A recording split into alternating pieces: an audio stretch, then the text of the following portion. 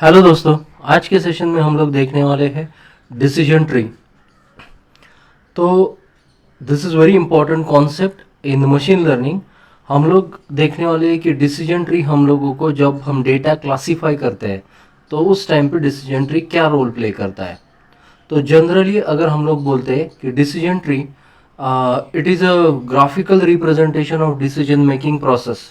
तो जो decision making process होती है उसका ये ग्राफिकल रिप्रेजेंटेशन होता है। नॉर्मली ये ट्री स्ट्रक्चर में आता है, ट्री जैसे दिखता है। So that's why it is called as decision tree. It is used for classifying the data and predicting the outcome. तो हम लोगों को पता है कि हमारे पास एक डेटा सेट होता है, एक आउटपुट कॉलम होता है। तो जो डेटा सेट में एट्रीब्यूट्स होते हैं उससे जब हम लोग आउटपुट वैल्यूज़ कैलकुलेट करते हैं और जब नॉर्मली वो प्रॉब्लम क्लासिफिकेशन से रिलेटेड होता है तो दैट टाइम पे हम लोग डिसीजन ट्री की हेल्प से उसे डेटा को प्रॉपरली क्लासीफाई कर सकते हैं या हम लोग एक आउटकम प्रेडिक्ट कर सकते हैं। ये ट्री जैसा दिखता है इसीलिए इसे डिसीजन ट्री बोलते हैं।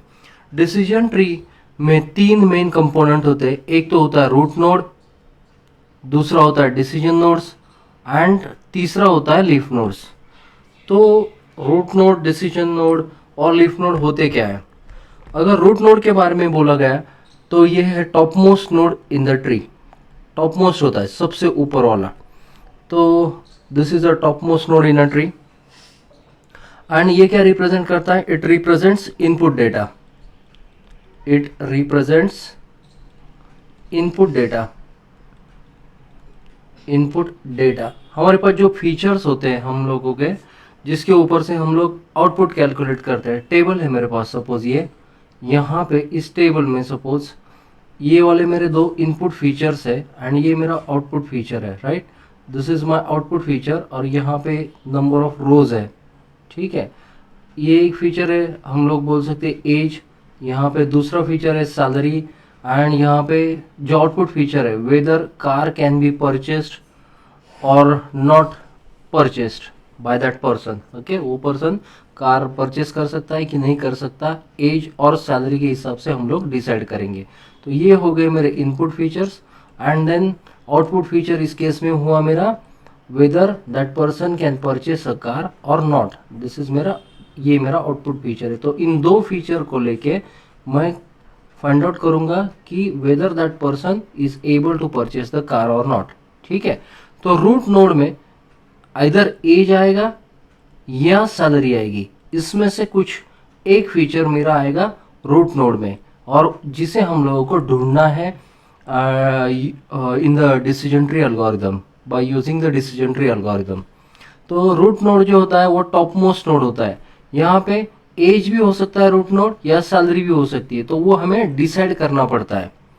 तो हम लोग उसके बारे में देखेंगे। मेरा थर्ड वीडियो है इस लेक्चर सीरीज का जिसका नाम है इंफॉर्मेशन गेन। तो उसमें मैंने ये कैलकुलेट करके दिखाया है, you can watch that video. अभी हो गया root node, then we will discuss about the decision nodes. Decision nodes are internal nodes. ये जो नोड्स होते हैं इंटरनल नोड्स होते हैं ट्री के अंदर के। रूट के बाद जो नोड्स आते हैं लीफ के पहले उसे इंटरनल नोड बोलेंगे हम लोग। ये इंटरनल नोड्स होते हैं। तो ये क्या करते हैं? Internal nodes, these are used to split the data based on the features or we can say attributes. Okay, used to split the data, split the data based on features or attributes, features और attributes. एक example देखने वाले हैं, जब हम लोग example के बारे में डिस्कस करेंगे तो ये वाली बात क्लियर हो जाएगी। और उसके बाद आते हैं लीफ नोड्स, जिसे हम लोग टर्मिनल नोड्स भी बोलते हैं। These are terminal nodes, last वाले नोड्स जो होते हैं, तो those are leaf nodes. Leaf nodes present the predicted class और आउटकम। ये क्या करते हैं? प्रेडिक्टेड क्लास या आउटकम के बारे में हमें बताते हैं, राइट। सो अगर अब हम एक एग्जांपल के बारे में एग्जांपल लेके ये चीज़ डिस्कस करेंगे, तो देखिए, अगर मेरे पास ऐसा है कि एक पर्सन है, ठीक है, वो पर्सन फिट है कि नहीं हमें चेक करना है। तो हम लोग पहले उसका सपोज एज देखेंगे, एज, ठीक है। इस पर्सन की एज अगर लेस देन 30 है तो दो पॉसिबिलिटी आती है, यानी एज 30 हो सकता है या नहीं हो सकता। तो एक तो एज होगा 30 या एज होगा नॉट 30, राइट। तो अगर एज 30 होता है तो हम लोग यहाँ पे बोलेंगे कि वो पर्सन बहुत ज़्यादा पिज़्ज़ा खाता है क्या, तो हम लोग बोलेंगे it's a lot of pizzas, a lot of pizzas, ठीक है। और एज अगर लेस देन 30 नहीं होती, यानी 30 से ज़्यादा है, तो यहाँ पे एक और क्वेश्चन आ सकता है कि वो पर्सन हर रोज़ एक्सरसाइज करता है क्या, राइट। तो यहाँ पे बोलेंगे exercise in the morning, exercise in the morning, ठीक है। अगर वो पर्सन बहुत ज़्यादा पिज़्ज़ा खाता है, यस अगर होगा, तो क्या होगा कि पर्सन हम लोग बोलेंगे कि अनफिट है, वो जो पर्सन है that is not fit at all, right. और we can say that that person is unfit simply, right. अगर वो पर्सन पिज़्ज़ा नहीं खाता है तो हम लोग बोलेंगे दैट पर्सन इज फिट, ठीक है। अभी एक्सरसाइज को लेके फिर से आएगा कि वो पर्सन एक्सरसाइज आइदर करता है, नहीं तो नहीं करता। तो अगर वो एक्सरसाइज करता है तो हम लोग बोल सकते हैं कि यहाँ पे पर्सन इज फिट। अगर एक्सरसाइज नहीं करता तो हम लोग बोलेंगे दैट पर्सन इज अनफिट। तो यहाँ पे मेरा एक ट्री बन गया, this is my tree structure. हम लोग हर एक लेवल पे, यहाँ पे देखो, यहाँ पे देखो, यहाँ पे देखो, हम लोग हर एक लेवल पे डिसीजन ले रहे हैं, ठीक है, डिसीजन ले रहे हैं। तो एंड में हम लोग यहाँ पे लैंड हो रहे हैं, ये है मेरे लीफ नोड्स। तो ये लीफ नोड्स बता रहे हैं कि whether that person is fit और अनफिट। तो प्रेडिक्टेड वैल्यू क्या है हम लोगों की, हम लोगों को आउटकम क्या प्रेडिक्ट करना है, दो ही आउटकम है अपने, एक तो पर्सन इज अनफिट और दूसरा है पर्सन इज फिट। हम लोगों के पास जो पैरामीटर दिए है वो कौन कौन से पैरामीटर्स है, कौन कौन सी चीज़ें हैं। तो एक तो एज है, वो पिज़्ज़ा खाता है क्या, वो मॉर्निंग में एक्सरसाइज करता है क्या, ये मेरे पैरामीटर्स है, राइट। तो एज, इस केस में अगर इस ट्री को देखा जाए तो ये हो गया मेरा root node, this is my root node. और ये जो बीच में फिर से हम लोग डिसीजन ले रहे हैं, ये वाला एंड दिस वन, ये हो गए मेरे इंटरमीडिएट नोड्स, ठीक है। तो उसे हम लोग बोल रहे थे यहाँ पे डिसीजन नोड्स, तो ये हो गए मेरे डिसीजन नोड्स। तो this one is decision nodes, decision node, और this one is also decision node. और ये जो लास्ट में है, these are actually the output in which we are interested. So these are we can call as leaf nodes, these last वाले all are leaf nodes. तो ये तीन चीज़ें हैं मेरे डिसीजन ट्री के अंदर। अभी इनको जब हम लोग डिसीजन ट्री का प्रॉब्लम सॉल्व करेंगे तो हम लोगों को दो चीज़ों के साथ डील करना पड़ेगा या इंटरैक्ट करना पड़ेगा। तो फर्स्ट चीज़ होती है उसमें जिसे एंट्रोपी बोलते हैं। तो एंट्रोपी जो चीज़ है that is like it shows heterogeneity in the data, it shows heterogeneity in the data, okay. And दूसरी चीज है that is called as information gain. Information gain जो होता है उसके बेसिस पे हम लोग स्प्लिट्स करते हैं ट्री के अंदर। तो ये वाली जो स्प्लिट हुई है, दिस वन, ये वाली जो स्प्लिट हुई है दैट इज, ये वाली जो स्प्लिट हुई है, दो दो पार्ट हो रहे हैं ना, यस नो के, तो वो that is calculated based on the information gain.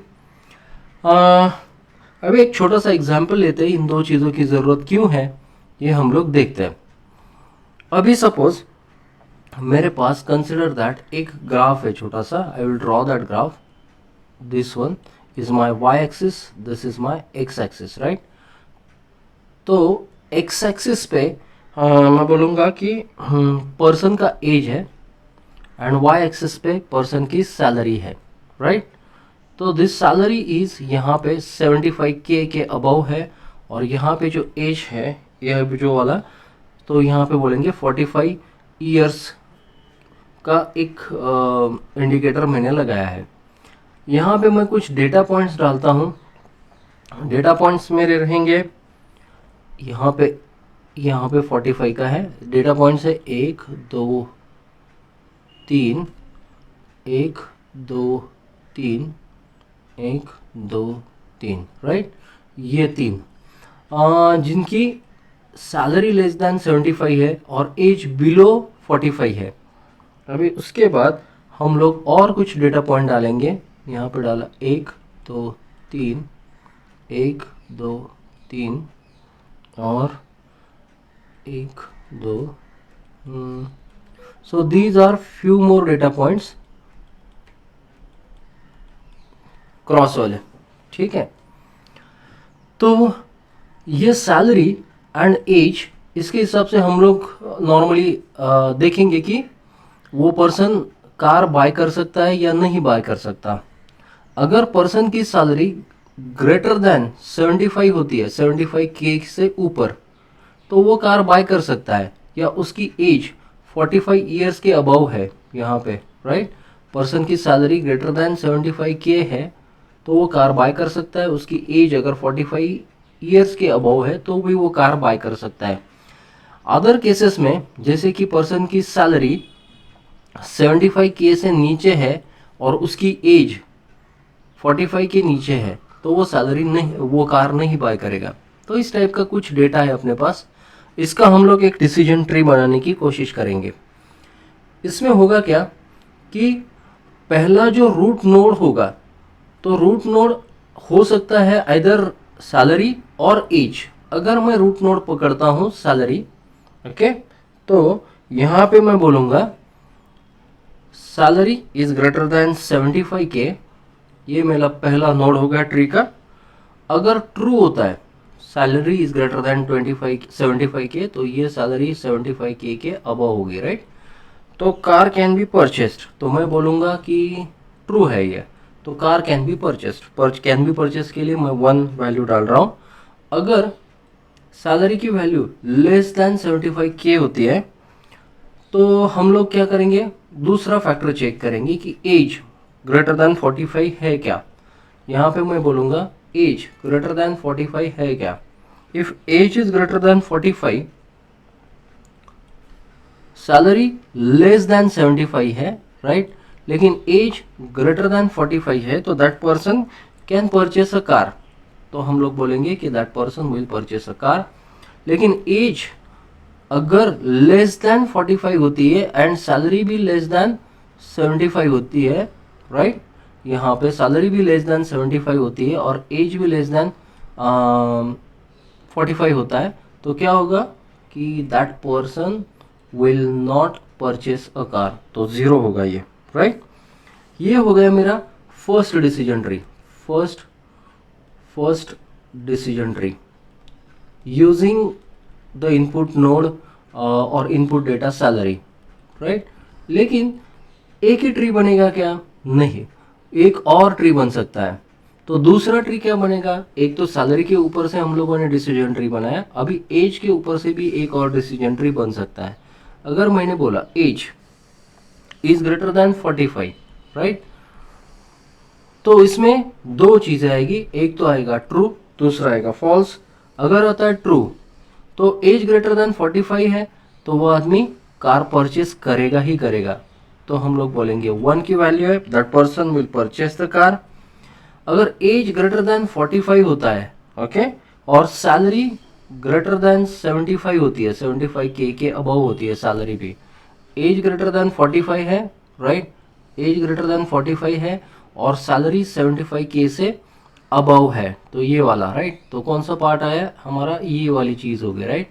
So we can say that person will purchase the car or not, that we need to decide. तो अगर ट्रू होता है ये, तो दोनों चीज़ है कि एज भी ग्रेटर देन 45 है, सैलरी भी ग्रेटर देन 75 है, तो that person will purchase the car. If age is greater than 45, salary is not greater than 45, salary is not greater than 75, तो age is greater than 45, ये वाला part, right. And salary is not greater then, तो less than है, right. यहाँ पे हम लोग आ रहे हैं, ठीक है. एज, यहाँ पे एज इज ग्रेटर देन 45 नहीं है, ठीक है. फर्स्ट वाला ये देखिए, एज इज ग्रेटर देन 45 नहीं है, तो age is not greater than 45, हम लोग इस सेक्शन में लैंड हो रहे हैं. And salary is greater than 75, okay.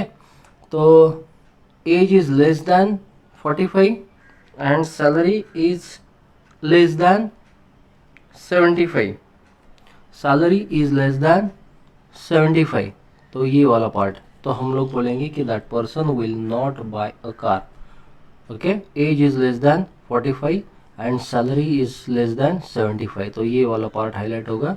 तो हम लोग बोलेंगे कि that person will not by the car, ठीक है. तो ये दो ट्री बन रहे हैं हमारे. तो फर्स्ट वाला ये बन गया, first decision tree, this one जिसका रूट नोड था सैलरी. एंड अभी दूसरा ट्री हम लोगों ने बनाया जिसका रूट नोड है एज, सेकंड डिसीजन ट्री. अभी सोचो कि यहाँ पे मेरे पास और एक डेटा सेट है. उस डेटा सेट के अंदर मेरे पास 4 इनपुट फीचर्स है, 1 2 3 4, और उस 4 इनपुट फीचर के बेसिस पे हम लोग ये वाला जो आउटपुट फीचर है वो डिसाइड करने की कोशिश कर रहे हैं, right. This is the thing. तो इसमें बहुत सारे रोज है, 1 2 3 dot dot dot n, right. n तक है, 1 2 3 डॉट डॉट डॉट n. ये फर्स्ट फीचर हो गया, या सेकंड फीचर हो गया, या थर्ड फीचर हो गया, या फोर्थ फीचर हो गया, या आउटपुट फीचर हो गया, राइट. तो यहाँ पे हम लोग कितने ट्रीज बन सकते हैं, कितने रूट नोड्स बन सकते हैं अगर ट्रायल एंड एरर करते हैं. तो 1 2 3 4 रूट नोड तो आराम से बन सकते हैं. तो हम लोग कौन सा ट्री कंसिडर करेंगे, which root node we need to consider, कौन से रूट नोड को कंसिडर करेंगे जब हम लोग ट्री बनाएंगे, राइट. तो हम लोगों के पास इस चीज़ का आंसर नहीं है. सो मैंने अभी इसके पहले 2 कॉन्सेप्ट्स बताए थे. तो एक था एंट्रोपी और दूसरा था इंफॉर्मेशन गेन. जब तक हमारे पास हर एक एट्रीब्यूट की एंट्रोपी, ओके, हर एक एट्रीब्यूट की, यानी एट्रीब्यूट 1 की, ओके, इनपुट फीचर 1 की, इनपुट फीचर 2 की, इनपुट फीचर 3 एंड 4 की, जब तक हमारे पास ये वैल्यूज़ नहीं होती, एंट्रोपी और दूसरा है इंफॉर्मेशन गेन, तब तक हम लोग ये डिसीजन नहीं ले सकते कि हमारे ट्री का जो रूट नोड होगा वो कौन सा फीचर होगा, फीचर नंबर 1 होगा या 2 होगा या 3 होगा या 4 होगा. तो कौन सा फीचर इसमें से, जो 4 फीचर मैंने यहाँ पे बोले हैं, तो इसमें से कौन सा 1 होगा या 2 होगा या 3 होगा या 4 होगा, तो कौन सा होगा हम लोग डिसाइड नहीं कर सकते. तो सेम यहाँ पे भी, जब मैंने बोला था ये मेरा पहला ट्री बना था सैलरी को लेके, ये बना था मेरा एज को लेके, लेकिन which tree is more better out of these 2 things, that we can decide with the help of 2 concepts that is called as entropy and information gain. तो entropy और information gain के लिए मैंने 2 सेपरेट वीडियोस बनाए हैं जिसमें मैंने दिखाया है कि उनका कैलकुलेशन कैसे किया जाता है, right. So I hope that you will watch both the videos to get the better insights about this decision tree algorithm, classification algorithm in machine learning. So stay tuned guys.